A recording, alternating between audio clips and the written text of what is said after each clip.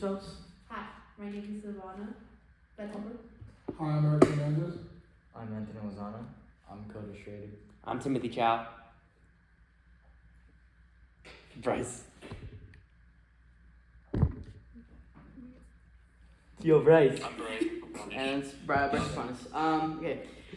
Good evening, guys. Have you guys ever? Good evening. Good evening, everyone. Have you ever thought about what happens to a kid in low-income communities? Have you ever thought about how the education system works in those type of communities? So again, the new generation is the future, right? Everything that happens, again, the older generation is going to start, fizzling out, and the newer generation is going to come to bring new ideas, stuff like that, right?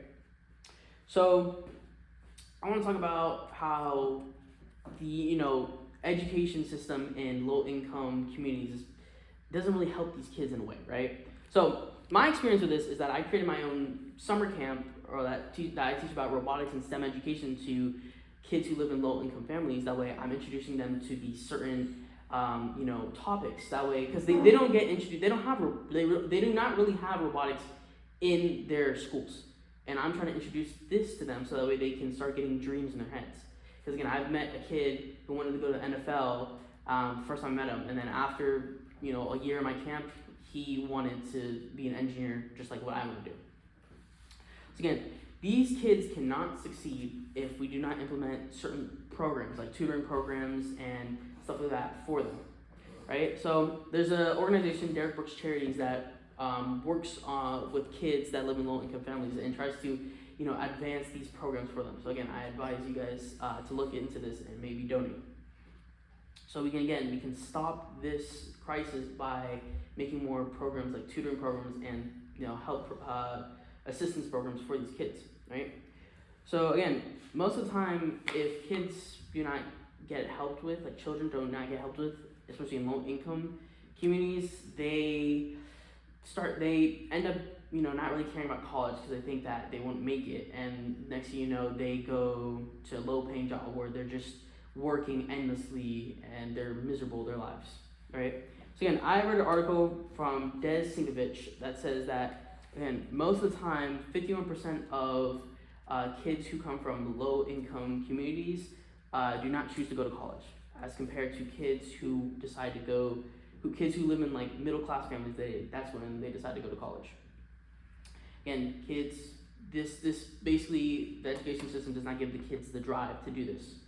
Sinkovich's article says that kids would also get a job to support their family, as maybe their family might be experiencing some economic problems, and this, ruins their balance between school and life, because then they don't have time to do anything besides go to school and then go to work, or heck, even drop out of school.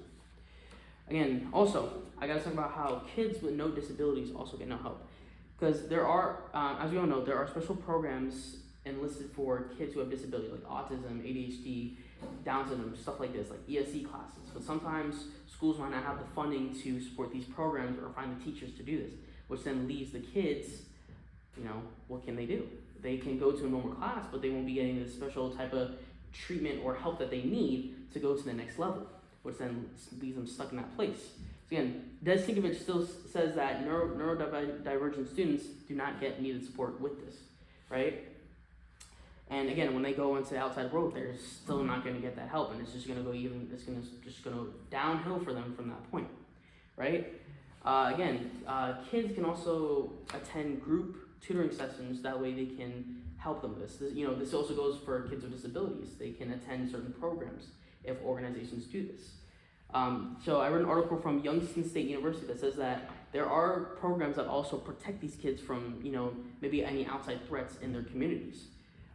Organizations can create tutoring programs, and it creates a safe environment for the kids. So again, I want to advocate to you guys that Derek Brooks Charities is an organization that does this. It tries to help these kids by creating these programs and raising money for them.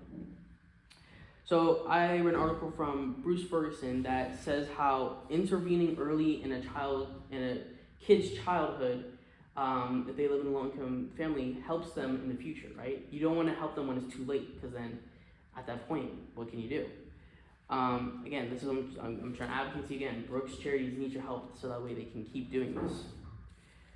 Support groups are good for kids. You know, maybe a kid is stressing out about something. Like again, what I said earlier. Maybe they have a job that they need to support their families. Maybe they just feel like they're all by themselves. They need support groups to help them get through this. And most of the time, maybe schools might not even have a school counselor at that point. And who can they go to, right? Youngstown State University says how tutoring also can help target certain skills, right? Because maybe the teacher at this kid's school doesn't really focus on them. These tutoring programs can have a one-on-one session with these kids so that way they can, you know, target certain skills like algebra, geometry, reading, certain skills like that. Youngstown State also says how classes were created for educators to learn how to tackle these problems. So teachers and other schools can, you know, maybe figure out how to help this kid. Again, programs equals kid success. That's how it works. So that's what I have to say. But again, all I have to say is that donate to Derek Brooks Charities. It will really help you. It will really help your conscience, and it will really help the kids that are out there that need this. So again, I also would like to thank you guys for listening to this and helping our community.